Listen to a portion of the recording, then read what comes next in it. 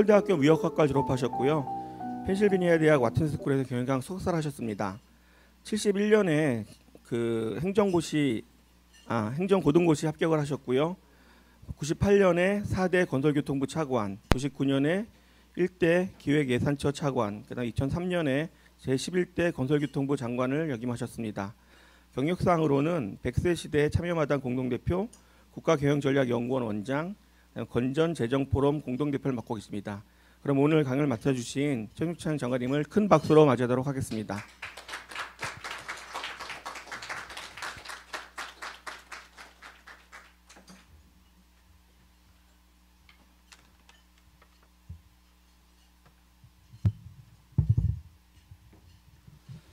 예, 여러분 반갑습니다. 오늘 이 자리에 와서 보니까 제가 얼굴 아는 분들도 많고 또 평소에 못 보던 분들도 봐서 반갑습니다. 지금 우리나라가 그동안에 많이 발전했는데 다른 나라에 비해서 크게 발전한 것 중에 하나가 또 사회간접자본 인프라입니다. 여러분들 아시다시피 뭐 공항, 철도, 지하철 아마 세계적인 수준으로 돼 있는데 여기 이름 자체가 지금 건설산업비전포럼인데 여기 계신 분들이 아마 직간접적으로 이 건설 쪽에 관련이 많은 분이라고 알고 있습니다. 우리나라 이 여러 가지 발전 중에서도 사회간접자본이라든가 이런 쪽에 여기 계신 분들이 그동안에 많은 그 공헌한 것이 우리나라 발전에 큰 도움이 되지 않았나 생각을 합니다. 오늘 제가 드릴 말씀은 혁신이 활발하게 일어나는 나라가 돼야 되겠다. 이제 그런 취지로 한번 말씀을 드리려고 합니다. 지금 그리고 오늘 제 책 소개를 간단히 좀 드려야 되겠는데 오늘 책은 국가 시스템 개혁이라고 제가 금년 1월 말에 그 책을 하나 냈습니다. 그동안에 제가 평소에 생각했던 걸 정리해 가지고 신문이라든가 이런 데 기관 칼럼을 손을 좀 봐가지고 냈는데 김종훈 회장님이 또 이 책을 다 사가지고 제 책을 이렇게 사가지고 보는 분이 별로 없는데 그걸 여러분들이 다 나눠줬습니다. 한번 감사의 말씀드립니다. 책 이름이 조금 거창해서 국가 시스템 개혁인데 간단히 말씀드리면은 결국 그 나라가 발전하려면은 저는 개인도 그렇고 기업도 그렇고 국가도 그렇고 결국 제도의 영향을 많이 받습니다. 북한과 남한의 차이가 뭐겠습니까? 똑같은 민족인데 시스템의 차이거든요. 공산주의 그다음에 정부 주도의 공산주의하고 시장 경제의 자본주의하고 그 시스템에 따라서 사람이 달라지기 때문에 그 시스템을 바꿔주는 것이 나라 발전에 도움이 된다. 그래서 현재 우리나라 시스템에 여러 가지 불합리한 점들을 제가 느낀 거를 쭉 정리를 한번 해본 겁니다. 그래서 한번 일독해 주시면은 감사하겠습니다. 이 혁신 문제는 뭐 많은 사람들이 얘기를 합니다만은 제가 이제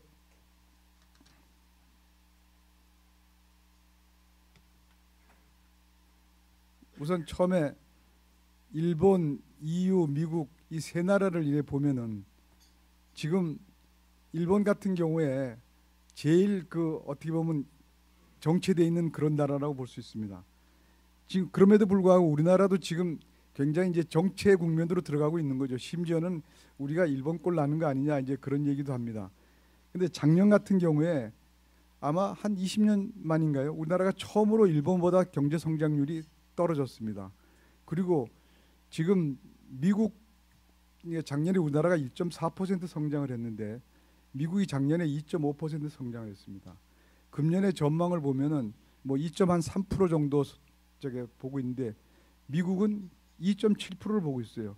그러니까 미국까지 큰 나라에 비해서 우리나라가 벌써 연 2해나 성장률이 떨어지고 있습니다. 그리고 여기에 이제 숫자 보시면 알겠습니다만 지금 일본 같은 경우에 1992년서부터 2022년까지 30년 동안에 딱 그냥 4조 불에서 4조 2천억 불 5% 늘었습니다. 일본이 얼마나 정체된 나라인지 알 수 있는 게 30년 동안에 GDP가 딱 5%밖에 안 늘었어요. 그리고 EU하고 미국을 비교해 놓은 것도 보면은 지금 2001년부터 2008년부터 2023년까지 15년 동안에 EU는 6.3% GDP가 늘어났습니다. 미국은 같은 기간에 82% 늘어났어요. 그게 결국 2008년에는 EU하고 미국하고 전체 GDP 규모가 비슷했습니다. 지금은 그냥 엄청 차이가 났죠. 결국 이런 것이 왜 그러냐? 제가 그냥 오늘 드릴 말씀에 이제 시작으로 이렇게 하는 게 일본이라든가 우리나라도 뭐 그렇고 EU 같은 나라가 그동안에 정치된 반면에 미국 같은 나라는 그렇게 덩치 큰 나라가 굉장히 발전을 많이 했습니다. 이것이 결국 저는 결정적으로 보는 것이 혁신이 어느 나라에서 제일 많이 일어나고 있느냐, 거기서 시작된 거 아니냐, 그런 취지에서 이런 숫자를 잠깐 말씀드렸습니다.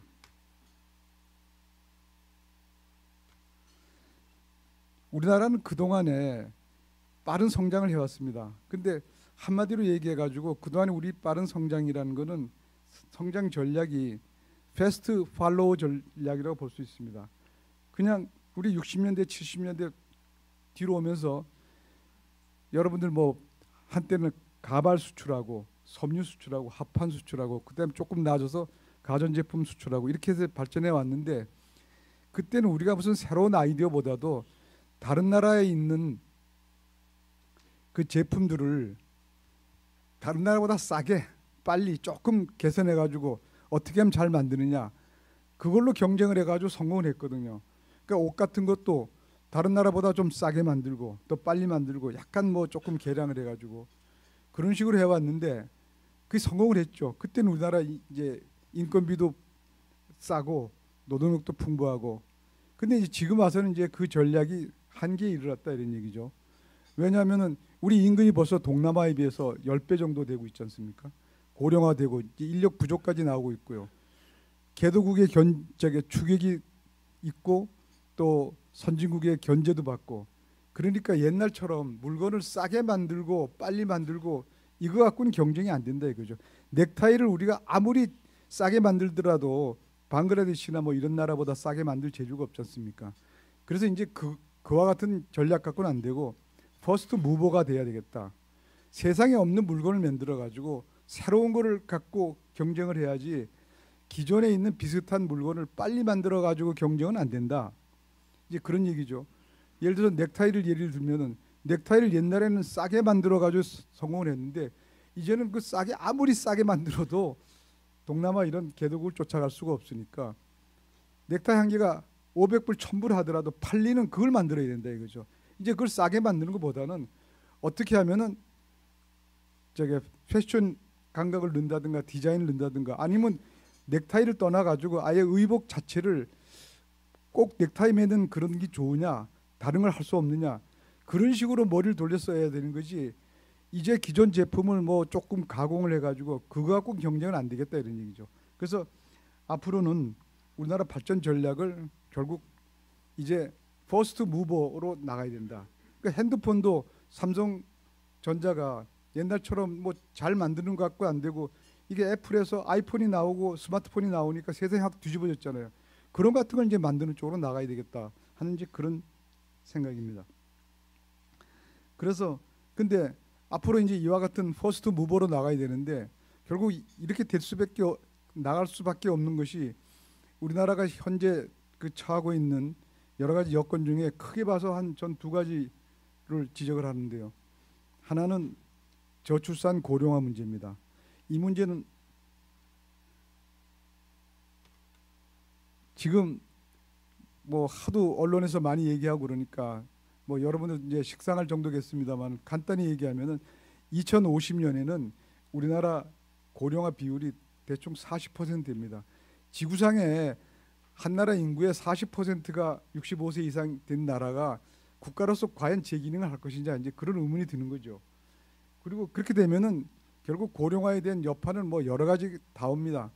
이제 국가 부채도 엄청나게 늘어나고요. 심지어는 우리 국방도 이제는 앞으로 노인 인구가 40% 되면은 징병제는 할 수가 없습니다. 모병제로 가야 되는 거고 뭐 여러 가지 면에서 그 국가로서 기능이 마비될 정도가 되는 거죠.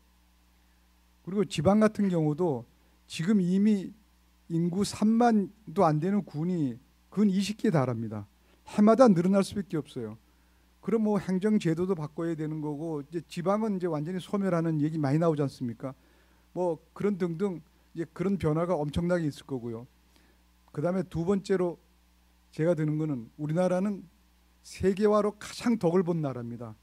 자유무역에서 우리는 아무 자원이 없잖아요. 그러니까 원자재를 수입을 해가지고 가공해서 수출하는 거로 지금까지 먹고 살아왔는데 그거는 자유무역 제도가 됐을 때 가장 혜택을 보는데 지금 세계적인 주류는 세계화가 후퇴하고 보호무역주의가 굉장히 강화됩니다. 미국 트럼프부터 시작해가지고 이제 중국 견제한다 해서 관세 올리고 이번에 트럼프가 대통령이 되면은 대통령이 되는 순간에 관세 뭐 한 10% 20%다 올리겠다는 거 아닙니까? 미국이 그러니까 다른 나라도 경쟁적으로 또 자기 나라 보호하고요. 그러니까 세계적인 이제 보호무역주의가 세계적인 하나의 추세로 가고 있습니다. 거기서 제일 피해 볼 나라가 우리나라예요. 우리는 수출해가지고 먹고 사는 나라인데 이 나라 저 나라 다 수입 규제가 시작되면은 우리가 제일 어려워지거든요. 또 하나는 전 지정학적인 문제도 굉장히 큰 문제라고 생각합니다. 우리는 어떻게 보면 지도를 보면은 원유 같은 것도 중동에서부터 제일 멀리서 가져와야 된단 말이죠. 원자재도 뭐 심지어는 남아연방이라든가 브라질 이런 데서 가져와야 되니까. 그리고 그렇게 힘들게 수송로가 긴데 그걸 받아와 가지고 또 수출할 때는 또 우리 여기서부터 저 뭐 아프리카까지 남미까지 다 공급을 해야 되니까 해상 요즘처럼 무슨 저게 이 호르무즈 해협이 봉쇄된다거나 앞으로 대만 해협에서 무슨 일이 벌어지면은 우리나라가 제일 어려울 겁니다. 근데 지금까지는 미국이 그거를 세계 경찰 노릇을 해줬거든요. 근데 트럼프는 이제 자국 보호주의 내 가지고 이제 해가 뭐 대만 해협이 심지어는 트럼프만이 나왔을 때 중국이 시진핑이 대만을 공격을 했을 때 과연 트럼프는 막아줄런지 그거조차도 지금 의심스럽지 않습니까? 그리고 다른 나라에서 무슨 분쟁이 했을 때 미국은 별로 개입할 것 같지 않습니다. 트럼프가. 그러면 세계 경제는 이제 우선 그와 같은 물류라든가 이런 게 굉장히 지금보다 불안해진단 말이죠. 그러면 원자재 들어올 수도 없고 나갈 수도 없고 그런 보호무역주의 거기다 더해가지고 이 지정학적인 그런 리스크가 여기저기서 터졌을 때 제일 애로를 느끼는 게 우리나라입니다. 우리는 주로 제조업 위주의 수출해서 먹고 사는 나라인데 그렇게 되면 원자재 들어올 수도 없고 나갈 수도 없고 아주 어려운 그런 그 여건이 되는 거죠. 그럼 크게 봐서 이제 뭐 그거 말고도 여러 가지 있겠습니다만은 그래서 이거를 극복을 하려면은 결국은 제조업 위주의 그런 그 무역해서 먹고 사는 그거 갖고는 안 된다 이거죠. 이제 우리가 뭐 서비스업이라든가 또 여러 가지 그 지식 지박 산업 이런 걸 해가지고 만일 지금 뭐 그 BTS라든가 뭐 문화 이런 것은 그런 영향을 제일 적게 받는 거니까요. 이제 그런 쪽으로 나가야 되는 것이 이제 퍼스트 무버 그 전략을 해서 나가야 된다 이렇게 생각을 합니다.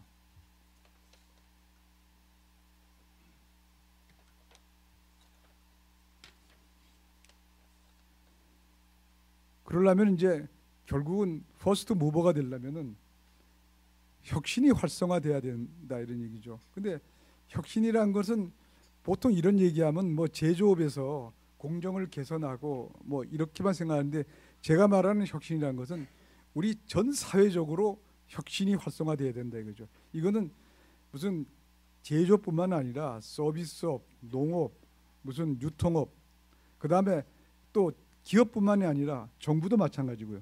정부도 기존의 고정관념에서 벗어나가지고 다 변해야 된다 이거죠. 국가도 그렇고 공기업도 그렇고 제조업, 서비스업 모든 부분에 혁신이 이제 필요하다고 생각을 하고 있습니다. 그러면 결국 혁신이 가득 찬 나라가 되려면은 제가 볼 때는 그 상식적으로 봐도 뻔한 거죠. 많은 사람들이 아이디어가 있고 창의성 있고 아이디어를 내는데 그걸 정부 사회 시스템이 받아줄 수 있는 시스템이 돼야 되잖아요. 그런 나라를 만들면은 사람들은 아이디어를 막 창출하고 또 그거를 구현하는데 필요한 뭐 금융이라든가 뭐 규제라든가 이런 게 없어가지고 그렇게 되는 나라가 되면은 이제 혁신이 활성화되는 거 아니냐. 그래서 하나씩 생각을 해보면 첫 번째는 국민 의식입니다. 저는 학교 교육부터 개선돼야 된다고 보는 것이, 간단히 얘기하면 뭐 이것도 많은 분들이 지적을 하고 있습니다만은 지금까지 우리나라는 잘 외우고 뭐 시험 잘 치고 그러면 잘하는 학생으로 돼 있잖아요. 그래서 저는 그거 갖고는 안 되고 학교에서부터 창의성 교육이 강화돼야 된다. 창의성 교육이라는 것은 질문 많이 하고 그래야 되는데, 지금 어느 책에 보니까 이스라엘이 창업 국가라 해가지고 세계적으로 창업이 가장 활성화한 나라입니다. 근데 이스라엘의 부모들은 학교 갔다 오면 애들 보고 오늘 선생님 말 잘 들었느냐 그거 묻기보다는 오늘은 무슨 질문했냐 그런 얘기를 한다 그럽니다. 그래서 저도 이제 우리 손자들 보면은 그걸 흉내내서 그런 소리 많이 합니다. 내가 학교 가서 질문 많이 하냐 하도 얘기하니까 이제 우리 애들은 이제 저 보면 그래요. 너 질문했냐 그러면 오늘 학교 가서 저 뭐라고 질문했습니다. 이제 그런 소리 하는데, 저는 질문을 많이 한 사람들이 문제 의식이 많은 거거든요. 그래서 학교 교육부터 창의성 교육이 굉장히 활발해져야 된다 이런 생각을 하고 있고, 그다음에 이건 학교 교육뿐만 아니라 우리 가정에서도 부모 자식 간에 또 할아버지 손자 간에 얘기가 계속 토론 문화가 돼야 된다 그럽니다. 우리가 뭐 물어봤을 때 정답을 얘기하면은 아 정답 맞았구나 그게 아니라 무슨 답을 하든 간에 너 왜 그렇게 생각하냐 그걸 물어봐야 되거든요. 물어보니까 딱 답을 했단 말이에요. 근데 요놈이 가만히 눈치껏 대답을 한 거야. 그런 경우에 넘어갈 것이 아니라 너 왜 그렇게 생각하냐, 틀리면 또 왜 그렇게 생각하냐. 그 다음에 직장에서도 마찬가지라고 봅니다. 직장에서도 위에서 회장님이 시키는 걸 잘하는 게 문제가 아니라 계속 토를 달 수 있어야 되고, 아 그게 아닙니다. 또 더 좋은 아이디어를 내고, 이것이 그러려면은 상명하복이라든가 또 어떻게 보면 중용 같은 것도 저는 남 따라서 가면 괜찮다. 이것도 때로는 보면 좀 문제가 있는 거예요. 아니 남이 다 간다 하더라도 그게 아닌데 하면 한마디 할 수 있어야 되는 거 아닙니까? 그러니까 이와 같은 혁신이라는 것은 어느 한두 사람의 한두 가지 교육이 아니라 우리 사회 분위기 전체가 항상 문제 제기를 하고 토론을 하고 상명하복이 아니라 항상 대등한 입장에서 얘기할 수 있는 우리 사회 전체 분위기가 그렇게 돼야 된다 이거죠. 정부도 마찬가지고 기업도 마찬가지고 가정에서도 그렇고, 그래야 거기서 아이디어가 나오고 창의성이 나오고 혁신이 나오는 거 아니냐. 그래서 맨 마지막에 적어놨습니다만 K컬처라는 것이 BTS 같은 게 저는 학교 다닐 때 비교적 모범생이라고 생각을 했는데 지금 가만히 생각해 보니까 제 같은 사람이 있어가지고는 우리 그 BTS 같은 게 나올 수 없습니다. 거기에 안무가 같은 사람들 막 춤추고 그러잖아요. 전 학교 다닐 때 그런 친구들 보면은 쟤 언제 철나나 속으로 그렇게 생각했습니다. 근데 따지고 보면 그런 사람이 세상을 바꾸고 있는 거거든요. 그러면 결국 우리 국민들이 아이디어가 이렇게 풍성하고 문제의식이 많아도 이게 결국 그 아이디어를 펼 수가 있어야 되는데, 그러려면 전 제일 중요한 게 뭐 여러분들 듣기에 식상하겠습니다만은 규제 개혁이 제일 중요하다고 봅니다. 아무리 아이디어가 있어도 우리 사회가 뭐 하려고 보면 뭐 법에서 안 된다, 뭐 관행으로 안 된다 이렇게 막아가지고야 사람들이 금방 기가 죽어서 안 될 텐데, 그래서 규제 개혁은 여전히 제일 중요하다 그러는데 지금 규제 개혁은 역대 정부가 떠드는데 제대로 안 되고 있잖아요. 그 이유 중에 이제 그 몇 가지를 제가 지적을 해보면, 첫 번째 안 되는 것이 그 기득권 가진 분들의 강력한 반대입니다. 그것 때문에 안 되는 게 대부분이에요. 예를 들어서 자동차 같은 건 다른 나라에서는 뭐 우버다 뭐다 해가지고 다 차량 공유가 되는데 우리나라는 안 되지 않습니까? 택시 기사분들이 반대하는 거죠. 그다음에 부동산 뭐 직방이라 해가지고 온라인으로 뭐 하는데 그건 공인중개사들이 다 반대하지 않습니까? 이번에 의사 문제 같은 경우 의사 정원 늘리는 거, 세상에 의사 대학교 정원 늘리는데 그 공급자하고 협의해야 되는 것은 의대 정원밖에 없습니다. 다른 거는 정부가 다 정원을 다 할 수 있는데 왜 의과대학 그것만 그 공급자 단체인데 허가를 받아야 되냐 이거죠.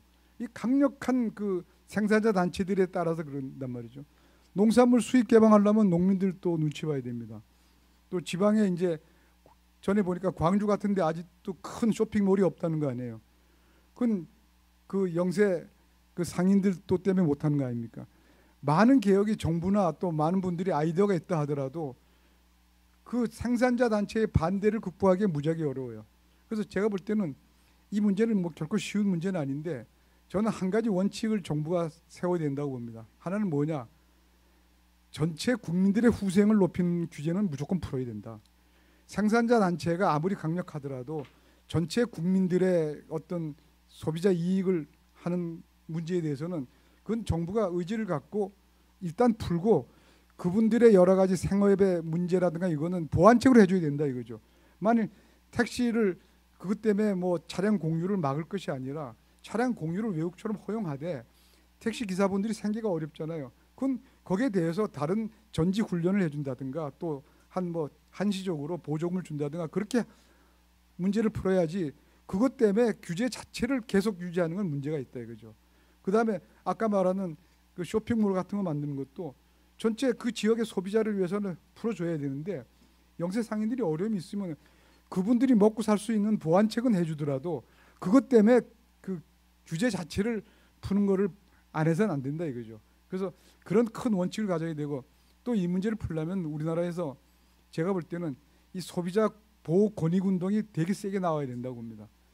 대한민국에서는 그냥 생산자 단체는 숫자가 적어도 엄청 단결해서 하는데 소비자들은 굉장히 많지만 모래알 같아서 단결이 안 돼요. 아니 원격 진료를 하는데 의사분들이 반대합니다. 왜 반대하느냐? 소비자 건강을 위해서 반대한다 그러잖아요. 자기들이 야 우리 먹고 살기 힘들어서 반대한다. 그 소리 안 합니다. 짐자느니까. 근데 실제 우리 국민들이 볼 때 원격 진료가 허용이 되면은 내 건강에 해칩니까? 그렇게 바보가 아니잖아요. 위험한 거는 병원에 직접 가죠. 간단하니까 원격 진료하는데 그렇게 해도 우리나라 소비자 단체 아무도 얘기한 사람 없습니다. 제 같으면 제가 만약 소비자 단체라 그러면은 당신들이 우리 걱정하지 말아라. 우리 걱정한다면 원격 진료 풀어라. 이렇게 얘기를 해야 되는데 그렇게 얘기하는 소비자 단체 하나도 없어요. 그러니까 생산자들이 자기를 위해서 하면서도 소비자 핑계대고 그런단 말이죠. 그러니까 앞으로 이 소비자 권익운동이 세게 일어나야 제가 볼 때는 많은 그 생산자 단체 때문에 안 되는 규제가 풀리는 거 아니냐. 그래서 이 쉬운 일은 아닙니다만은 그런 분위기가 좀 조성이 돼야 되겠다는 생각을 합니다. 그 다음에 두 번째로 어떻게 보면 이게 제일 큰 문제이기도 한데요. 우리나라 정부가 규제가 왜 많으냐. 우리 국민들은 정부 과신, 시장 불신 의식이 굉장히 강합니다. 툭하면 뭐 규제 풀어라 그러는데 무슨 일만 생기면 정부 뭐 하냐 그러는 거예요. 그리고 정부는 만능이고 선이라고 생각을 합니다. 그러니까 이 국민의식이 있으니까 무슨 조그만 일만 있으면은 정부 뭐 하라 그러니까 정부는 제가 정부에 있을 때 예를 들어서 별로 규제하고 싶지가 않아요. 이거는 정부가 나서서 잘 할 수 있는 일도 아닌데 가만히 있으면 난리 납니다. 정부 뭐 하냐 그리고. 그래서 뭐 하는 척 하면은 국민들이 잘한다 그래요. 그러니까 이런 분위기에서 규제 푸는 데는 한 5년 10년 걸려요. 근데 규제를 만드는 거는 한두 달 만에 만들어집니다. 무슨 과잉 규제를 해가지고 열심히 풀었는데 사건 한번 나잖아요. 그러면 정부 뭐 하냐 그러면 이제 관련 기관이나 이런 데서 그냥 규제 강화하는 거. 예를 들어서 불 한번 크게 나지 않습니까? 불 한번 크게 나면은 이제 뭐 방화벽을 만들어라 뭐 어쩌라 그런데 좀 과장해서 얘기하면 돼지우리에다가도 방화벽 만들어라 이런 법이 나오는 거예요. 돼지우리가 잘못하면 그게 또 집으로 번지니까. 그런 식으로 우리 국민들이 정부에 대한 과신이 심하니까 그리고 시장 불신하는 게 그 시장 기능에 대한 인식이 굉장히 약한 거예요. 예를 들어서 전월세 같은 것도 전월세 가격이 올라가면은 여러분 경제학을 다 배웠습니다만은 전월세 가격 안정시키려면 뭐예요? 공급이 늘어나야 되잖아요. 전세 월세 집이 늘어나면 그때 그렇게 돼야 세입자들이 보호되는데 아니 전월세 가격을 규제를 한단 말이죠. 그 다음에 그 공급자인 다주택자를 다 죄악시해서 월급 내지 않습니까? 그러면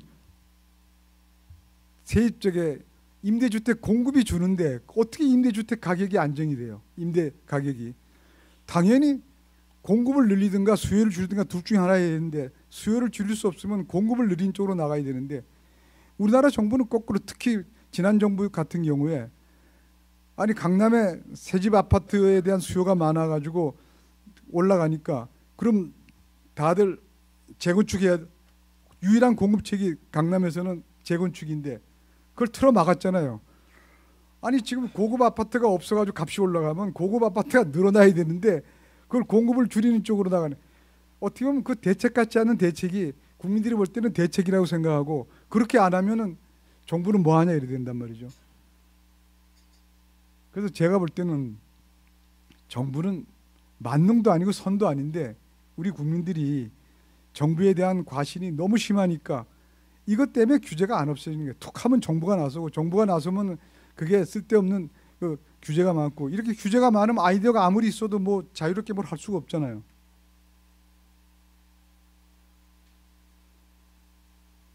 그러니까 재해 나면은 뭐 중대재해법 만들고 그게 뭐 전 필요 없다는 것이 아니라 그 다음에 그거 단속하기 위해서 이제 공무원 누리고 지난번에 보니까 중대재해법 갖고 안 되니까 중대재해청을 만들어야 된다 그러더라고요. 그러면은 좀 심하게 얘기하면 제가 적어놨습니다만은 물가 안정하는데 복잡할 게 뭐 있어요? 물가 안정법 하나 만들면 될 거 아닙니까? 경제 성장을 촉진하기 위해서는 경제 성장 촉진법 이런 만능주의가 많아요. 그러니까 툭하면 정부를 이렇게 너무 과신하는데 그런 이 국민 의식이 그러니까 저는 경제 교육부터 좀 제대로 돼야 된다고 생각합니다.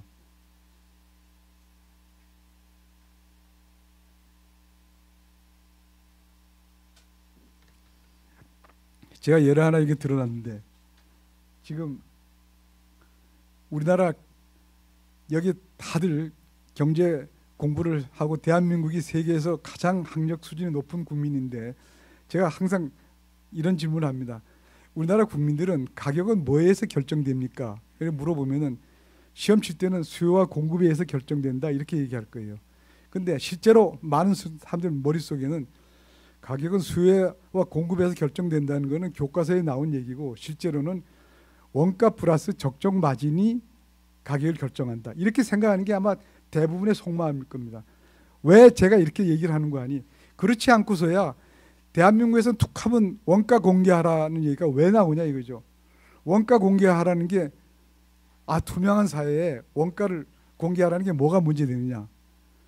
제가 볼 때는 그 다음에 원가 공개만 하면 아파트 평당 원가가 얼마냐 그게 궁금해서 하는 게 아니라 그 다음에 평당 원가는 500만 원인데 실제로 가격은 1000만 원이란 말이에요. 그 다음 단계는 뭐 합니까? 정부 뭐 하냐? 저 사람 500만 원짜리를 1000만 원에 파는데 그 다음에 당연히 나오는 것이 가격 규제죠. 분양가 규제하라 이래 나오는 거예요. 제가 정부에 있을 때 국회에서 지금 결국 그래 됐습니다. 분양가 원가 공개하고 분양가 규제하는 법안이 의원 입법으로 나왔어요. 그래서 저는 반대한다 그랬어요. 정부 의견 내라 해서. 반대 왜 반대냐? 아니 지금 당신들이 원하는 것이 분양가 아파트 가격 안정 아니냐? 아파트 가격이 안정이 되려면 아파트 많이 줘야 될 거 아니냐? 근데 분양가 원가를 공개하고 또 그 다음 단계는 가격 규제하라 할 테니까 그렇게 되면 건설회사는 신이 나서 집을 더 짓느냐 덜 짓느냐 안 지을 거 아니냐 이게 안 짓는 대책이 어떻게 그게 분양 아파트 가격 안정 대책이 되느냐. 그 다음에 전 세계에서 집값 올라간다고 해서 분양가 원가 공개하고 가격 규제하는 나라 내가 알기로는 없다. 그때 제가 장관할 때는 그 법이 통과 안 됐어요. 근데 그 이후에 기어이 통과시켰더라고요. 어느 분이 또 머리를 써가지고 똑같은 얘기가 국무회에서 나왔어요. 노무현 대통령이 그 당시에 이걸 어디서 들었는지 다 안건 끝났는데 저보고 물어봐요. 그 분양가 원가 공개하고 분양가 규제하는 법안이 나왔는데 그 건기부 의원은 뭡니까? 그래서 똑같은 대답을 했더니까 그래도 노무현 대통령은 상당히 그 진보적인 거라 하지만 그래도 그분은 말이 통했어요. 제가 똑같은 설명을 뭐 한 2, 3분만 했더니까 더 이상 얘기 안 하더라고요. 그래서 제가 있을 동안에 청와대에서는 그 얘기가 안 나왔어요. 왜냐하면 국무회에서 대통령이 질문하고 대통령께서 납득했다고 했으니까 그때 얘기 안 나오는데 제가 나중에 그만둔 다음에 보니까 결국 그 법이 통과됐더라고요. 누가 또 이제 결국 내사 했는데. 그래서 저 맨 밑에 적어놓은 얘기가 제가 그동안에 공직생활이든 사회생활 해보면은 머리 나쁜 사람이 부지런한 거 이거 진짜 문제입니다. 이 꼴통들 진짜 문제예요. 제가 정부 있을 때 보면은 저는 공무원 생활만 평생 한 셈입니다만은 그 정부에 대해서 그렇게 정부가 만능이라든가 선이라고 생각 안 하는데 어떤 사무관이 제가 일들 좀 열심히 하라 이런 얘기하면은 한참 있다가 한 보름쯤 얼굴도 안 보이다가 나타나는데 보면은 그 무슨 아이디어 갖고 왔냐 보면은 규제하는 내용을 잔뜩 갖고 온 거예요. 다 연구를 해가지고 이거 문제 있습니다. 그 어떻게 하냐니까 이런 거 문제가 있으니까 이거 규제해야 됩니다. 그러니까 속으로 그래요. 당신은 그냥 봉급은 줄 테니까 사우나 가서 놀고만 있지. 그걸 일일합치고 해가지고 여러 사람 복잡하게 만들지 말고. 그래서 제 생각 중에 하나가 이게 머리 나쁜 사람 부지런하는 거 진짜 문제입니다.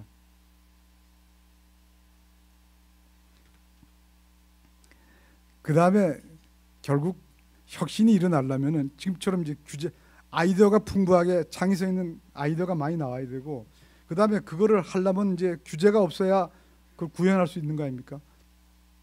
그것 중에 지금 큰 우리나라의 그 걸림돌 중에 하나가 노동 문제입니다. 전 세계에서 그 각종 뭐 그 이 월드 포럼이라든가 또 뭐 미국의 헤리티지 재단이라든가 많은 데서 이제 그 여러 가지 지표를 갖고 얘기하는데 항상 지적되는 것 중에 하나가 우리나라 노동 시장의 경직성입니다. 쉽게 말해서 구조조정하기 어렵다는 거죠. 장사가 안 되면 문을 닫고 또 이게 안 되면 저걸 바꿔야 되는데, 현대자동차가 예를 들어서 제네시스가 잘 팔려가지고 다른 라인을 옮기는데 그걸 노조하고 협상을 해서 동의를 받아야 된다 그럽니다. 심지어 다른 나라의 공장 만드는 것도 왜 국내에다 안 만들고 해외에다 만드느냐, 그것까지 노조하고 시비를 해야 된다 그러니까 기업가들이 아이디어 아무리 내도 그런 환경에서 솔직히 기업 의욕이 안 나오는 거죠. 이거 장사가 안 되면 그걸 아예 없애는 것도 아니고 그 직원을 일로 옮기는데 그거조차도 힘들게 해가지고는 되느냐 이거죠. 그리고 여기 여러분들 이제 건설업계 많이 계셔서 압니다만 지금 정부 와서 어느 정도 해결된 것 같은데, 지난번에 그 재건축 같은 거 할 때 공장 근로자를 민노총이나 한노총에서 자기 조합원만 쓰라고 강요한다는 거 아닙니까? 그 당시 그 정부가 방관하고 있었잖아요. 이게 나라냐 말이죠. 아니 근로자를 자기가 쓰는데 우리 조합원 아니면 못 쓴다. 그리고 그 앞에서 뭐 막아가지고 검문해가지고 불법 외국인들 쓰느냐, 안 그러면 고발한다. 이런 거 하나도 정부가 막아주지 않는데 이런 환경에서 어떻게 기업하겠어요? 그러니까 이게 우리나라 노동시장의 경직성 해소가 제일 중요하고요. 근데 그건 뭐 여러분들 많은 분들이 지적하기 때문에 제가 오늘은 더 이상 얘기를 안 하겠고, 제가 두 가지를 하나 좀 말씀드리려고 하는데, 하나는 임금 협상입니다. 우리나라에 병법에서 100번 싸워서 이기는 것보다 안 싸우는 게 안 싸우고 이기는 게 낫다 그럽니다. 제가 보면은 우리나라 임금 협상을 왜 매년 합니까? 그 서로 피곤한 일을. 전 할 수 있는 것 중에 하나가 우선 노사 갈등을 최소한도로 줄일 수 있는 건 줄이자 이거죠. 미국에서 제일 센 노조가 자동차 노조입니다. 자동차 노조가 디트로이트가 4년마다 한 번씩 몸살을 앓는데 거기는 4년에 한 번씩 해요. 임금 협상을. 우리나라는 매년 하니까 경영자 입장에서 보면은 뭐 하고 나서 돌아서면은 또 조금 있다 보면 또 임금 협상해야 되고, 그러니까 노조는 그때마다 강경하게 나올 거 아닙니까? 그래서 저는 할 수 있는 방법 중에 한 가지 아이디어가 임금 협상을 4년까지는 몰라도 2, 3년에 한 번씩 좀 늦춰라. 조금이라도 갈등 요소를 줄여라. 그러니까 제가 이거를 국장 때 이 얘기를 한번 했더니까 그 당시 노조에서 한번 항의가 왔더라고요. 야, 임금을 그렇게 몇 년에 한 번씩 올리면 되느냐. 그래서 내가 협상을 몇 년에 한 번씩 하라 그랬지 매년 올리지 말라는 게 아니라 룰을 정하면 될 거 아니에요. 금년에 하고 3년 후에 하는데 그 사이는 약속을 해가지고 소비자 물가 상승만큼 바로 올리든가 뭔가 룰을 정해가지고 중간중간에도 올리라 이거예요. 올리는데 맨날 머리띠 둘리고 그 짓 하지 말아라 이런 얘기죠. 그래서 한 가지 아이디어로 임금 협상 굳이 매년 해야 되느냐, 이제 그 한 가지 있고요. 그 다음에 최근에 얘기 많이 나옵니다만 이제 노령화되고 하니까 정년도 연장을 해야 되고 일들 많이 해야 되는데 지금처럼 호봉제를 둬가지고는 그런 개혁을 할 수가 없습니다. 그냥 기계적으로 봉급이 올라가는데 회사 여기 사장님들 많이 계시겠습니다만은 그렇게 올려주면서 어떻게 정년 연장을 어떻게 하겠어요? 그러니까 지금처럼 호봉제 갖고는 젊은 사람을 쓸 수도 없고, 왜냐하면 호봉제 그 고임금 근로자를 내보낼 수 없으면은 젊은 사람을 쓸 수가 없잖아요. 그래서 지금 이제 고령화 시대에는 임금 자체도 생산성이나 이런 데 따라 해야지 그냥 연공서열로 무조건 올라가는 이 제도 갖고는 노동개혁이 안 되고, 또 제일 피해자가 누구냐? 미래 세대입니다. 새로 취직해야 되는데 기존에 있는 사람 한 분 나가면은 세 사람을 쓸 수 있는데 한 사람을 구조조정 못하니까 못 쓰잖아요. 그 다음에 어디로 가냐? 로봇으로 가고 해외로 가는 겁니다. 이런 식의 개혁이 없이는 안 되겠다 이런 얘기죠.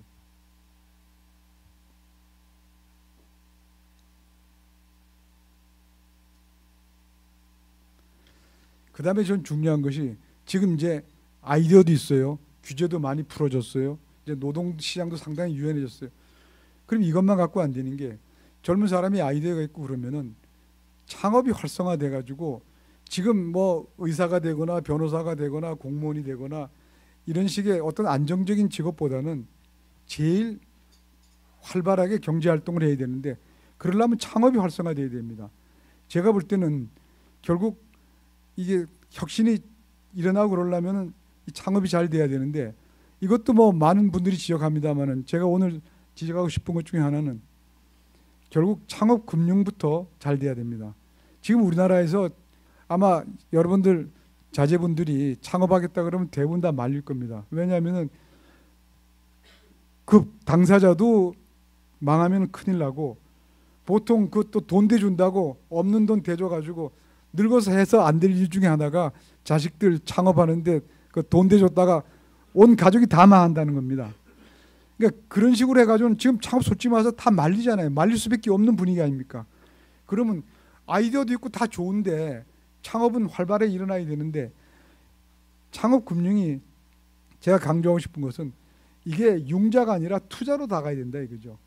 왜냐하면 투자는 결국 돈을 대주는 사람이 리스크를 지는 거 아닙니까? 내가 아이디어 있으니까 어디 가서 이제 프레젠테이션 하는 거예요. 이런 아이디어가 있습니다 하면 이제 누가 벤처 캐피탈들이 와가지고 돈을 댄단 말이에요. 돈을 벌면 대박 터뜨리고 안 그러면 벤처 캐피탈이 손해를 보고 손 들고 나가면 그 사람들은 또 다른 아이디어가 있으면 또 한단 말이죠.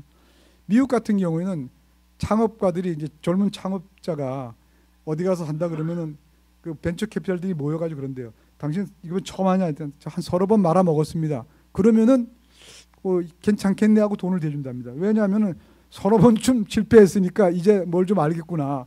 오히려 안심한다는 거죠. 근데 우리나라는 거기까지 가질 못합니다. 한두 번 실패하면은 신용 불량자가 돼서 갈 수가 없거든요.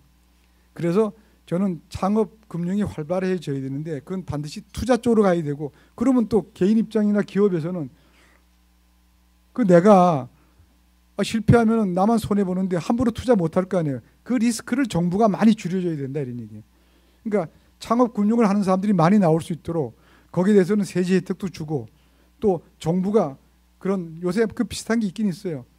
예를 들어 민간 기업들이나 개인이 한 1조 돈을 내면은 정부도 같이 한 1조를 내서 창업 펀드를 만들어서 거기서 이제 벤처 기업들인데 투자를 한단 말이죠.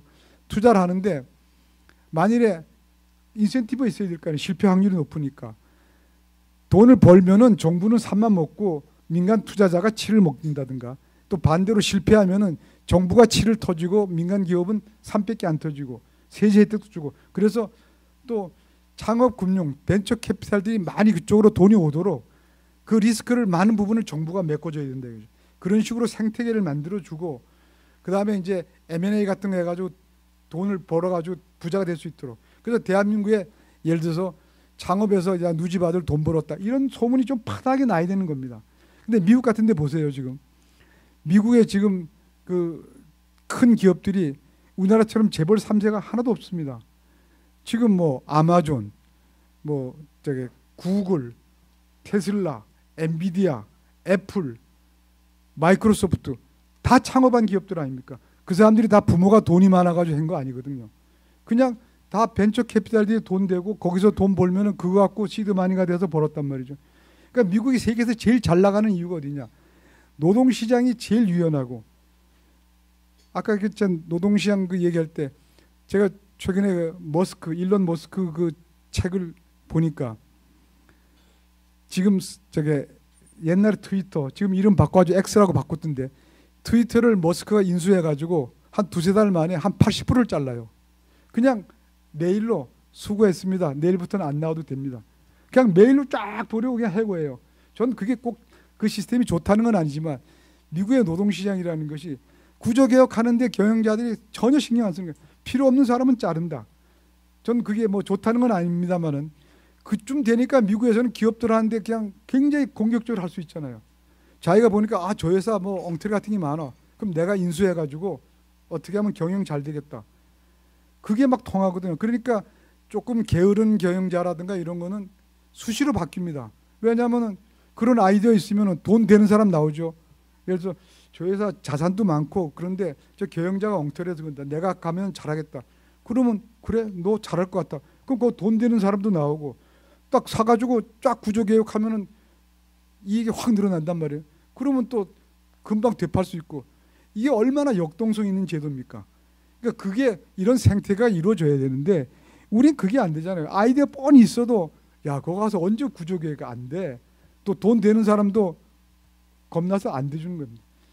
이런 혁신이 일어날 수 있는 생태계를 만들어줘야 되는데 우린 그게 없잖아요. 그래서 그 중에 하나가 이게 벤처금융이 활발해져야 된다. 그럼 그것이 지금 드러나는 게 외국에 특히 미국 같은데 유럽이나 일본이 미국에 비해서 처지는 게 이런 움직임이 미국에 비해서 굉장히 적잖아요.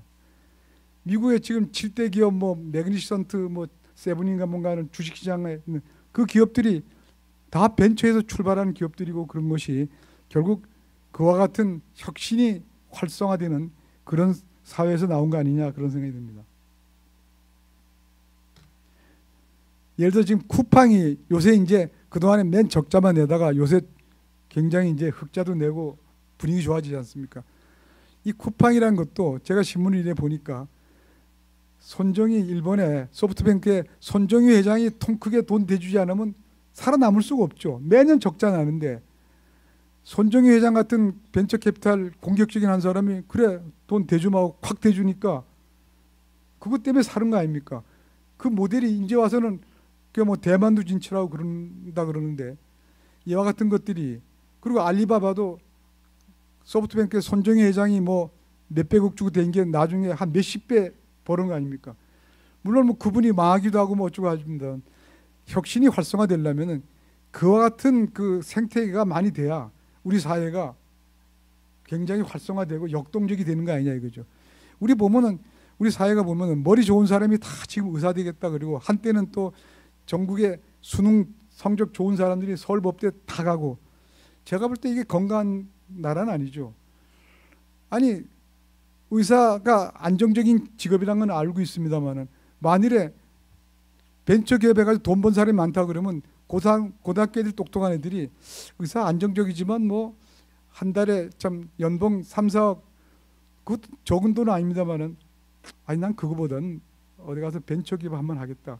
그런 애들이 많이 나와야 될 거 아니에요. 그러면 의대만 많이 갈 것이 아니라 공대 가고 뭐 이런데 공대뿐만 아니라 이제 무슨 뭐 저게 그 연예계를 간다든가 그런 사람이 많이 나와야 되는데 우리는 그런 역동성이 없으니까 그냥 안정적인 직업만 찾아서 가는 거 아닙니까?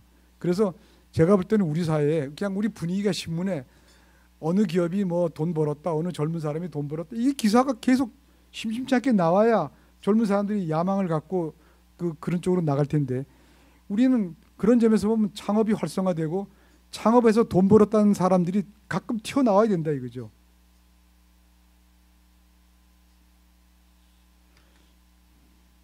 그 다음에 끝으로 제가 이래 보면은 우리 정치판이나 이런 걸 보면은 그냥 말꼬리 잡고 옛날 얘기하고 앉아 있고요. 지금 뭐 맨날 무슨 뭐 친일파가 어쩌니 뭐 무슨 그런 얘기만 하는데 정말로 신문을 보다 보면은 이 사회가 맨날 이런 얘기만 하고 살아가지고 이 나라가 뭐 제대로 되겠냐. 그래도 뭔가 정책적인 얘기를 해가지고 미래를 가기 위해서 뭐 이기 좋으냐 저거가 그거 갖고 싸움하면 모르겠는데 참 시시콜콜한 얘기 뭐 말같이 하는 얘기들만 갖고 하는데 결국 이와 같은 것도 우리가 미래를 위해서 하려면은 우리 사회 시스템 중에 미래를 얘기할 수 있는 어떤 구심체가 있어야 된다 이런 얘기입니다. 그래서 제가 이제 가칭 이름으로 미래 전략원이 있어야 되겠다고 생각하면은 저게 대충 생각하는 건 옛날에 경제기획원 모델입니다. 무슨 얘기인가 하니 지금 우리가 저출산 문제라든가 또 뭐 앞으로 벤처라든가 또 퍼스트 무버라든가 이런 식의 미래지향적인 그 아젠다를 얘기를 하려면은 사람들이 그런 아이디어가 있고 하더라도 그래도 대한민국이 어느 나라든 간에 세상의 시스템을 바꾸고 끌고 나가는 거는 정부 역할이 큰데 정부 내에서도 그런 미래지향적인 그런 아젠다를 계속해서 발굴하고 얘기하는 조직이 있어야 된다 이거죠. 근데 옛날에는 제가 뭐 이런 얘기하면 좀 듣기가 이상할지 모릅니다. 제가 경제기획원 출신이거든요. 그리고 제가 경제기획원의 경제기획국장을 마지막으로 하고 지금도 이제 그 조직이 있습니다만은 기획재정부의 경제정책국이 지금도 있습니다. 제가 경제정책국장을 또 초대로 했어요. 제가 보직 중에 제일 오래 한 게 그 두 국장을 연이어서 한 게 한 4년 가까이 했습니다. 그러면 그 자리는 뭐 하는 자리냐? 자리가 그런 자리다 보니까 맨날 제가 지금 이런 책도 쓰게 된 동기 중에 하나가 우리가 5년 후에 10년 후에 20년 후에 뭐 먹고 살아야 되지? 그 생각을 그 자리가 그런 자리니까 그런 걸 한단 말이죠. 근데 지금은 그런 역할을 하는 데가 뭐 없는 건 아닙니다만 그 역할이 옛날에 비해서 확 죽었습니다. 그래서 제가 왜 미래 전략은 하면 미래 전략 하는 데가 필요하다고 하는 것은 많은 사람들이 그래요. 아 그거 없어도 뭐 미래 전략 다 하지 않느냐.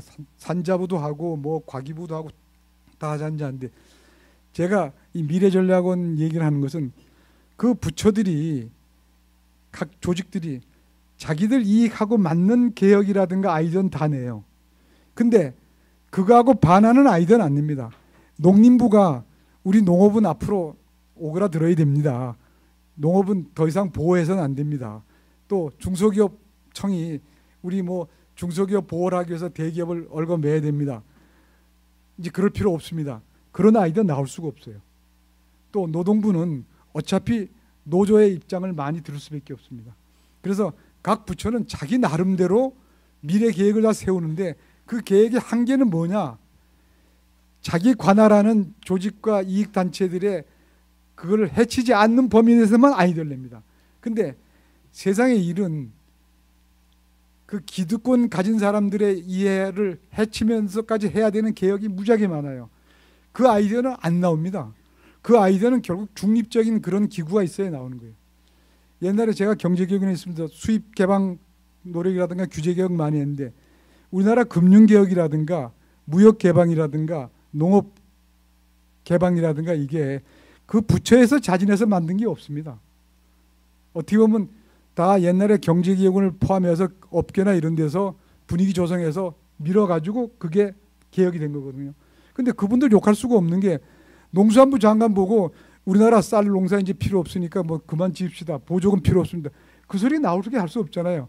그분들은 속으로 생각해도 옛날에 경제기획원이라든가 다른 외부에서 그것도 필요하지만 우리나라 전체 소비자를 위해서는 쇠고기 수입 개방해야 되는 거 아니냐. 그런 얘기할 때 마지못해 개방하는 거거든요. 앞으로도 마찬가지입니다. 노동개혁이라든가 교육개혁이라든가 교육개혁 같은 거 못하는 게 교육부가 교사들 전교조 눈치 보냐고 못하잖아요. 교육재정 교부금이라는 게 지금 돈이 엄청 남아 도는데 못 줄이잖아요. 교사들 때문에. 그래서 제가 볼 때는 우리 사회 전체가 미래를 위해서 나가기 위해서는 미래의 담론을 계속해서 주장하고 떠드는 조직이 필요하다 이거예요. 그런 조직이 필요해야 그런 담론이 점점 활성화됩니다. 그리고 기업이라든가 이런 데서도 미래지향적인 어떤 그런 아이디어가 있어도 전달할 때 정부 내에서 그런 큰 좀 컨트롤 타워 같은 게 있으면은 그런 얘기가 많이 들어갈 수 있고 거기서 문제 제기를 많이 하잖아요. 그래서 제가 볼 때는 이 미래전략원 같은 기구가 근데 복잡하게 생각할 거 없습니다. 지금 전 기획재정부를 이름을 바꿔가지고 미래전략원이라고 하고 거기서 부총리처럼 하고 거기서 이제 잡다한 기능은 조금 떼어내고 그쪽 기능을 강화하면은 그리고 이게 그 이름이 굉장히 중요한 게 만일 미래전략원이라고 하면요. 미래전략원 부총리는 어디 가도 미래 얘기를 많이 듣게 됩니다. 그리고 사람들이 당신 미래부총리라며 근데 미래를 위해서 당신 하는 게 뭐야? 계속 이런 소리 듣습니다. 그렇기 때문에 그 조직의 분위기는 자연히 미래지향적인 정책 개발을 할 수밖에 없어요. 국회 나가서도 질문을 하는데 당신 미래전략부라며 그러면 미래를 위해서 앞으로 우리나라 뭐 해야 됩니까? 이런 질문이 계속 나가기 때문에 미래전략 그쪽에 있는 사람들은 미래를 위한 아젠다 개발을 많이 하고 또 다른 부처를 계속 독려를 해야 됩니다. 그리고 아까 얘기처럼 저출산 문제 같은 건 어느 한 부처가 할 수가 없어요. 지금 저출산 문제라든가 국민개혁이라든가 이런 게 잘 안 되는 것 중에 하나가 그걸 보건복지부가 그 제일 가깝다고 해서 거기서 하는데 그 힘으로 안 되는 거죠. 그렇게 큰 여러 부처가 관련 있는 아젠다라든가 또 장기적인 과제는 그걸 추진할 수 있는 컨트롤 타워를 만드는 게 필요하다. 전 그런 점에서 이런 기구도 필요하다 이렇게 생각합니다. 조금 얘기가 길어졌습니다만 이 정도로 마치고 혹시 질문 있으면 질문 받겠습니다. 네. 예, 큰 박수 부탁드리겠습니다. 예, 질문 있으신 분 손 드시고 질문하시면 좋을 것 같습니다. 예.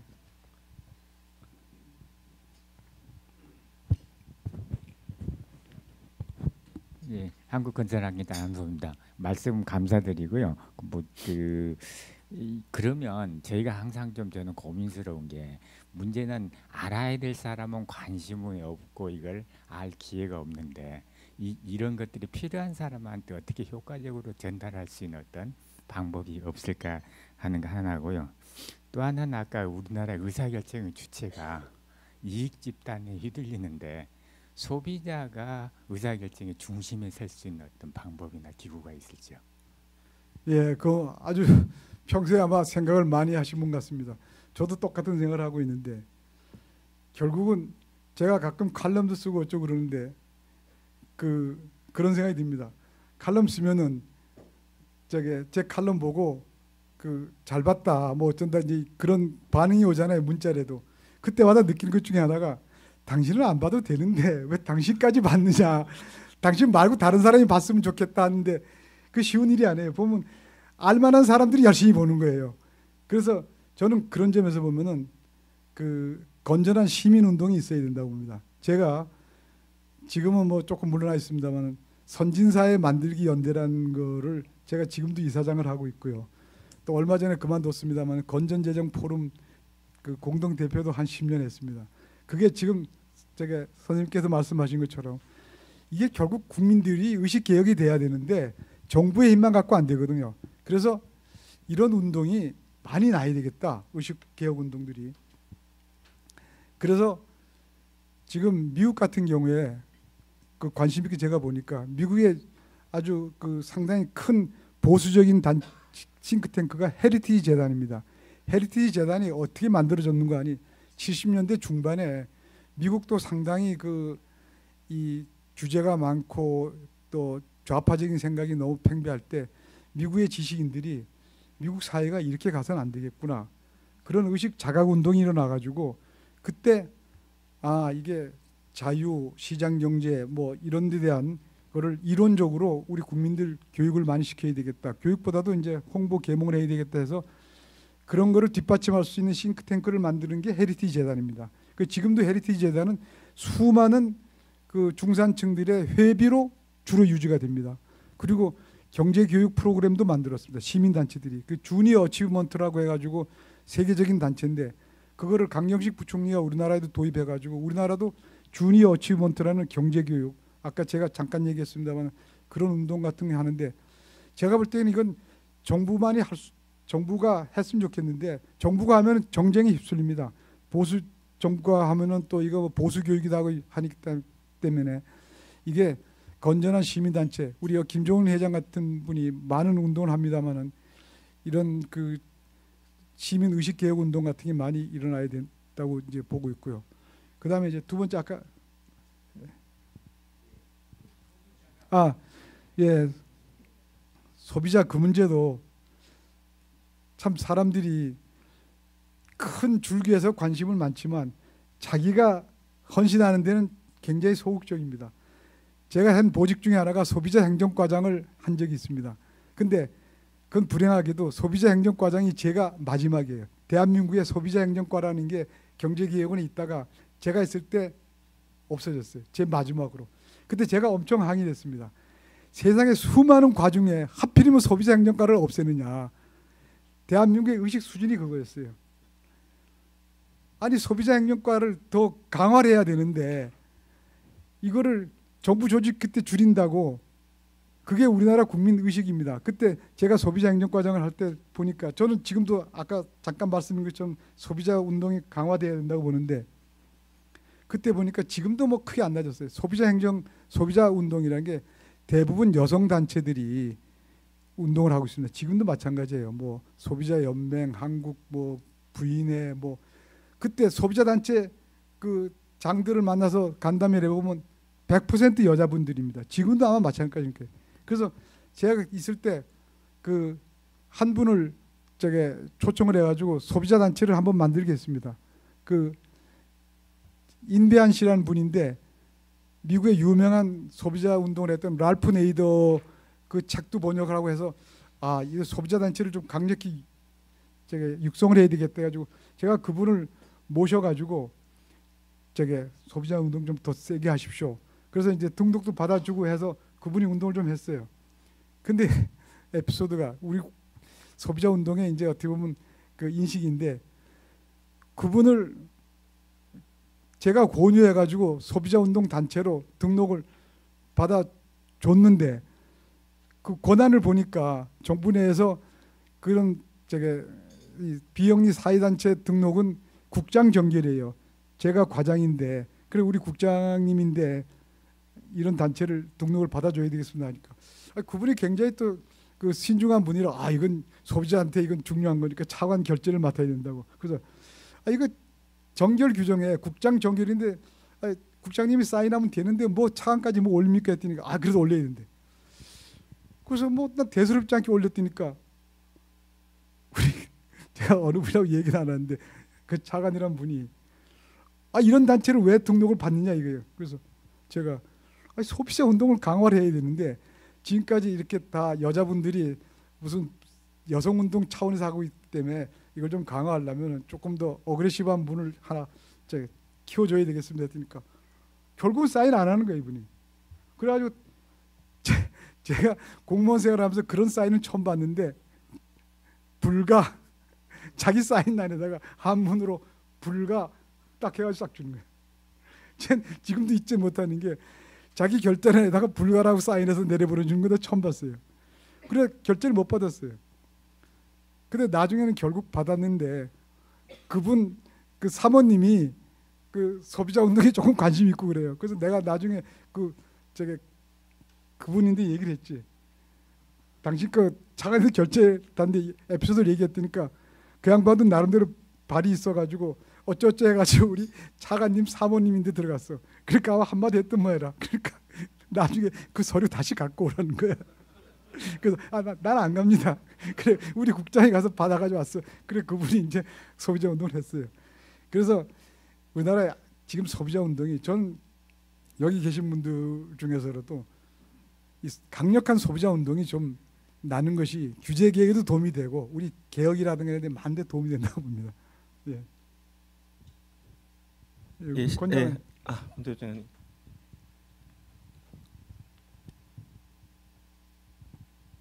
정말 뭐 좋은 그 말씀 100% 공감하고요. 두 가지 질문 드리고자 합니다. 지금 이제 오늘 장관님 말씀하신 그런 내용들을 우리나라의 여의도에 있는 분들 또는 여의도에 가기를 희망하는 분들은 그냥 자기 가치관 내지는 최소한의 철학으로 다 갖고 있어야 되는 것 아닌가. 그래야지 포퓰리즘으로 흐르지 않지 않겠느냐. 그렇게 하려면 굉장히 어려운 과제가 될 수 있겠지만은 사실은 우리 사회에 가장 큰 영향을 미치는 집단이 정치인들 집단인데 정치인 자격고시를 하는 게 어떻겠냐. 어렵게 할 필요는 없고 아주 베이직한 이런 생각을 가져야 출마를 할 수 있도록 그게 이제 포퓰리즘에 저항하는 하나의 방법 아닌가 싶고 관련해서 이런 얘기는 지식인들은 다 아는데 일반 국민들은 사실 잘 못 느끼거든요. 많이 확산될 수 있도록 하는 좋은 방법이 실질적인 분권화를 하는 거 아니겠냐. 지자체의 장들이 이런 내용들을 잘 알고 그 노력의 결과를 지자체 간의 경쟁 지표로서 우리 언론이 알려주고 하는 실질적으로 재정권이라든지 계획권이라든지 또는 뭐 각종 규제 권한이라든지 연방제 비슷하게 이렇게 해서 분권화하는 것이 이 장관님이 다니면서 막 열심히 강연 안 하셔도 우리나라가 저절로 갈 수 있는 그런 틀이 되는 것 아닌가 싶은데 견해를 묻습니다. 예. 뭐 한두 분 더 하고 묶어서 할까요? 선생님 마지막 질문해 주실 것 같습니다. 예, 저도 100% 공감을 하는데 제가 과거에 이렇게 보면 경제기업원을 스포팅하는 조직이 KDI하고 키스터, 과학기술은 키스터고 사회경제 이 부분은 KDI가 있는데 현재 KDI나 키스터는 완전히 한 정부 부처의 원오브댐으로 전략을 해버렸어요. 미래 이야기보다는 부처 이기주의로 많이 빠져 있는 것 같고 이쪽도 키스터는 키시티라는 이상한 조직에 또 얽매여 갖고 제 목소리를 못 내고 그러니까 국가의 전략을 움직이는 그룹이 전혀 안 보입니다. 그래서 미래전략원을 이렇게 주장을 하실 때 그 싱크탱크 과학 사회과학하고 과학기술 이 부분을 같이 묶고 갖고 해주시면 어떨까 하는 게 제가 제일 안타깝게 생각했던 게 그 부분이었습니다. 왜 경제기원을 없애고 KDI의 위상을 그렇게 추락시키고 키스티를 그냥 유명무실하게 만들었는지 우리나라가 경제 성장할 때 가장 브레인 그룹이 그 집단이었다고 저는 판단하고 있습니다. 그리고 이걸 움직이려고 그러면 언론을 좀 대대적으로 앞세워야 되지 않을까 하는 생각이 들어서 건의성 발언했습니다. 감사합니다. 예, 또 다 좋은 의견 말씀하셨습니다. 지금 이제 처음에 얘기했던 이 정치인들 아마 많은 분들이 그런 걸 느끼고 있을 거예요. 우리나라 뭐 다른 나라도 마찬가지입니다만은 결국 그 나라의 그 여러 가지 제도라든가 시스템을 결정하는 것은 정치인들인데 대통령과 뭐 그 의회일 텐데 우리나라도 왜 이렇게 됐을까? 또 왜 어떻게 보면 국민들 입장에서 보면 좀 신통치 않은 사람들이 정치하는 사람들이 너무 많다. 그래서 저도 그 고민을 평소에 많이 했는데 결국은 그거는 저는 그 문제는 우리 국민들이 정치에 관심이 많아야 된다고 봅니다. 우리 주변에 보세요. 정치인들 맨날 손가락질하지 않습니까?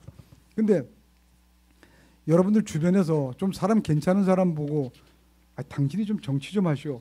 그런 얘기 한 사람 거의 없을 겁니다. 반대로 저는 이런 생각을 갖고 국회의원에 나갔다 떨어진 적이 있습니다. 근데 그때 제가 느끼는 것이 저는 이제 공직생활을 오래 하다 보니까 좀 제가 이런 뜻을 이제 공무원만 맨날 할 수가 없으니까 퇴직했으니까 그럼 내가 할 수 있는 일이 결국은 국회에 가서 한번 이런 주장을 한번 해야 되겠다. 그런 취지로 이제 국회의원을 나갔었는데 그때 느낌이 뭐냐면 격려하는 사람보다 말린 사람이 대부분입니다. 당신 같은 사람 정치해가지고 안 될 거다.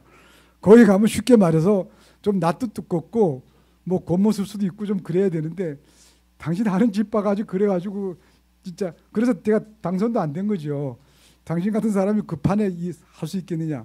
근데 저는 악화가 양화를 구축한다고 저는 주변에서 똑똑하기보다도 그래도 다른 사람보다 좀 나라를 걱정하는 마음이 있는 사람들이 많이 나가야 된다고 봅니다. 근데 우리 주변에서는 말려요. 그게 오히려. 아이고 진흙밭에 당신이 왜 나가느냐.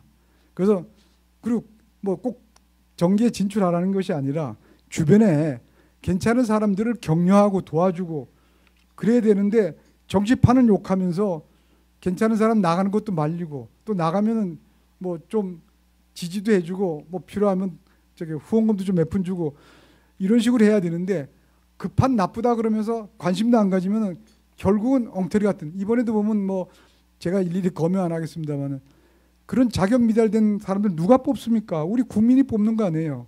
그리고 맨날 정치인 욕하는 거예요. 그런 사람 다 뽑아놓고. 그래서 이걸 해결하는 방법은 우선 국민들이 정치에 관심을 많이 가져야 된다. 그 다음에 또 하나는 이제 이것도 시스템에 가는 건데 저도 그런 생각을 해요. 그러면 국민들이 내가 관심은 있단 말이죠. 좀 잘 뽑아야 되겠다. 근데 저 사람이 뭐 하는 사람인지 모르겠단 말이에요. 그러려면 그 사람의 행적이라든가 그걸 알 수 있는 투명하게 만들어야 되는 거 아니냐. 그래서 제가 전에 그런 글도 하나 썼습니다만 그냥 사이트 같은 걸 만들어 가지고 홍길동 하면은 그 사람에 대한 모든 게 다 나올 수 있는 그런 사이트 같은 게 어디서 만들어졌으면 좋겠어요. 그러면 쉽게 말해서 홍길동이라는 국회의원이나 또 그 관심 있는 사람을 딱 치면은 그 사람의 학력서부터 국회의원이라 그러면 어느 법안에서 무슨 찬성 발언 반대 투표는 어떻게 했고 뭐 당적은 어떻게 가졌고 그래서 관심 있는 사람이 저 사람 괜찮은 사람이길래 보니까 이게 왔다 갔다 하고 이게 뭐 종잡지 못하겠네. 그래서 우선 그런 시스템도 만들어야 되고요. 그러니까 사람을 선별할 수 있는 시스템 투명하게. 우리는 그거 찾으려면 어렵잖아요. 하려면 뭐 조각조각 알아야 되니까 이제 그런 노력도 있어야 돼요. 그래서 국회의원이라든가 정치인들을 선별할 수 있는 그런 인프라도 좀 돼야 되고 또 하나는 제가 이 책에도 썼습니다마는 실명제도 해야 된답니다. 각종 법안이 있잖아요. 각종 법안 공무원이든 공직자 누구는 그 실명제를 해가지고 저는 전월세 뭐 규제법 같은 거는 그냥 김현미법이라 붙이라는 거예요. 그래서 나중에 잘못되면은 아 이건 누구 때 어느 장관 때 했는 거 아니냐. 이번에 뭐 오늘 신문에 보니까 민주화 유공자 뭐 예우법인가 있는데 그것도 그 주 제안자 이름 붙이라는 거예요. 그냥 홍길동법. 그래서 나중에 지나가 보면 아 이 엉터리 같은 사람이 이런 사람이구나. 좋으면 좋은 대로, 나쁘면 나쁜 대로. 제가 보면 우리나라에 비슷한 것 중에 하나가 김영란법 아닙니까? 저는 그런 식으로 다 불러야 된다고 봅니다. 미국 같은 경우에 지금 마샬 프렌 그 당시 2차 대전 전후에 유럽 부흥 이끄는 마샬 국무장관 이름 딴 거 아니에요. 그러니까 미국 사람들은 그 공직자들 이름을 거의 다 붙입니다. 모든 배가 사람 이름 붙어 있잖아요. 뭐 레이건하고 뭐 어쩌고 다리도 붙이고 공항도 뭐 예를 들어 뭐 덜레스 공항 무슨 저 케네디 공항 뭐 다 붙어 있습니다. 법안도 무슨 법안이라 안 하잖아요. 그냥 뭐 와그너법 무슨 법 다 붙이잖아요. 저는 우리나라도 모든 법안이라든가 주요 조치는 사람 이름 붙여야 된다고 봅니다. 공직자가 자기 책임 의식을 느끼는 거는 그게 가장 좋은 방법 중에 하나예요. 내가 무슨 좋은 일을 했는데 아무도 안 알아주는 거예요. 그러면 거기에 대한 인센티브가 없는데 누가 열심히 하겠어요. 잘하든 못하든 간에. 지금 예를 들어 국무회의 같은 거 속기록이 안 나타납니다. 국무회의 때 누가 굉장히 의미 있는 발언을 하거나 또 그 당시 대통령을 거역해서 발언을 했는데 아무도 안 알아주잖아요. 근데 누가 그 자기 직을 걸고 그런 걸 하겠어요. 예를 들어서 5.17 그 계엄령 선포할 때 옛날에 그때 제가 어느 신문에 보니까 그때 김옥길 씨가 이대 총장하는 분이 교육부 장관 할 때 5.17 계엄령 선포할 때 김옥길 장관이 뭐라고 토를 달았다는 것 같아요. 그런 게 하나도 안 나타나잖아요. 어느 그냥 가십이 잠깐 나타나는 거지. 그게 만일에 5.17 계엄령 선포할 때 국내의 기록이 금방 하면 또 문제가 되니까 한 30년 후에 딱 공개가 됐을 때 그때 장관들 발언을 보니까 낯뜨거운 사람 많을 거 아니에요. 아, 이거 참 영명하신 뭐 판단이라고 한 사람부터 아, 이건 문제가 됩니다. 그렇게 했을 때 20년 후고 30년 후고 그 보도 제한이 풀려서 나왔을 때 그걸 보고 아, 그 당시 장관 같은 장관이 있었네. 그게 있어야 후임 장관이라든가 공직자들이 보고 반성을 할 거 아니에요. 야, 내가 발언 잘못했다가는 나중에 10년, 20년 후에 이상한 소리 듣겠구나. 그럴 거 아니에요. 그래서 그것도 저는 하나의 시스템이라고 보는데 그런 걸 잘 만들어 놔야 잘하는 거 아니냐 그런 생각이 들고요.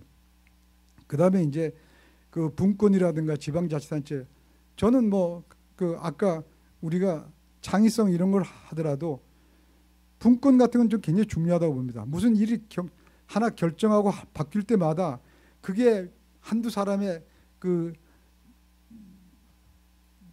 지시나 그 사람의 판단에 따라 한다 그러면은 그 사회가 역동성에 돌아갈 수가 없죠.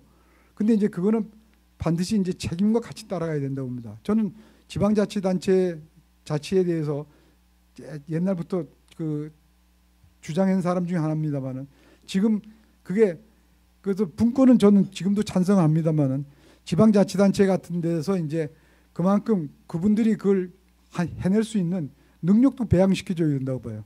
그냥 소황제처럼 해가지고는 안 되니까. 그리고 어떤 조직에서도 어지간하면 권한은 밑으로 내려가 그 할 수 있는 사람들이 내려가야 된다고 봅니다. 그냥 뭘 책임질 수 있는 사람들이. 그래서 크게 봐서 그 분권이 돼야 되고 분권 못지않게 그 사람들이 그 자리에 맞는 능력을 발휘할 수 있도록 여러 가지 그 교육 훈련이라든가 책임을 진다든가 또 거기에 따른 상벌이 갈 수 있도록 그런 시스템은 갖춰져야 된다고 생각합니다. 그다음에 이제 키스트하고 KDI 얘기를 했는데 솔직히 말해서 KDI가 옛날에 비하면 그 역할이라든가 그 위상이 굉장히 떨어졌죠. 그건 아까 말하는 제 경제개혁은 그거하고 조금 연관도 있다고 봅니다. 옛날에는 KDI가 아이디어를 내면은 그게 경제개혁원의 5개년 계획이라든가 이런 게 반영이 돼가지고 우리 사회에 상당한 그 이 반향이 있었는데 지금은 행정부 자체가 위축이 됐잖아요. 모든 큰 정책을 지금 국회에서 좌지우지하니까 크게 봐서 행정부의 역할이 확 줄었습니다. 그리고 실제로 공무원들이 의기소침해가지고 일 안 합니다. 제 후배들 보면은 말하는 투가 아이고 우리가 아이디어 내면 뭐합니까? 그냥 여의도 가서 뭐 아무 놈도 쳐다보지도 않는데 예산이고 뭐고 거기서 칼질 다 하고 근데 옛날에는 그걸 버텼어요. 또 버티면 대통령이 챙겨주기도 하고 또 그렇게 했을 때 열심히 하면은 나중에 뭐 표현이 이상합니다만은 사후에 그래도 어느 정도 보장이 됐는데 지금 정권 바뀌면 앞 정권 때 열심히 했다가 잘못하면 선착순에서 줄을 쫙 서서 열심히 하다 앞에 갔더니 뒤로 돌아타니까 꼴찌가 돼버린 거야. 그거를 두세 번 경험하다 보니까 아무도 그 짓 안 해요. 그러다 보니까 KDI도 그거 따라갔지. 그 KDI 같은 싱크탱크들이 옛날에는 자기들이 아이디어 내면은 그게 정부에 전달이 되고 그게 세상을 바꾸는데 기여하면 기분이 나는데 지금 그 아이디어 잘못 냈다가는 뭐 거꾸로 그 쓰잘데없는 아이디어 누가 냈냐 이래 되고 하니까 그게 지금 전반적인 우리 그 공직사회 분위기하고 연결이 된 것 같습니다. 그래서 저도 그런 점에서는 안타깝게 생각하는데 그럼에도 불구하고 그 연구원들은 제 목소리를 내야 되는데 그분들 보고만 이제 그 소리를 할 게 아니라 그 목소리 내는 것이 받아줄 수 있는 그런 분위기가 돼야 되는데 이게 너무 정파적으로 이 정권 바뀌면 획획 바뀌어가지고 교육부 관리들이 무슨 저기 교과서 어쩌고 했다고 해가지고 좌천당하고 이런 분위기에서는 진짜 그 제대로 된 사람들이 일을 할 수 없지 않느냐 그런 생각이 좀 듭니다. 예, 좋은 말씀 더 듣고 싶은데 시간이 다 돼가지고요. 오늘 좋은 강의해 주신 최종찬 장관님께 큰 박수 부탁드립니다. 감사합니다.